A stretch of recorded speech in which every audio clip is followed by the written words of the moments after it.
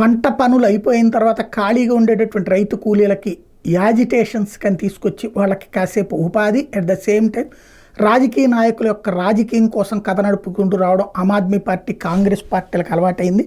పంజాబ్ దగ్గర ఆందోళనలు, హర్యానా దగ్గర ఆందోళనలు, హైవేలను ముట్టడించడం, అక్కడ భోజనాలు ఏర్పాటు చేయడం, రోటీలు ఏర్పాటు చేయడం, డ్యాన్సులు ఏర్పాటు చేయడం, అక్కడ ఓ పక్కనేమో ఓ చిన్న సైజు ఫెస్టివల్ లాగా నిర్వహించుకుంటున్నారు.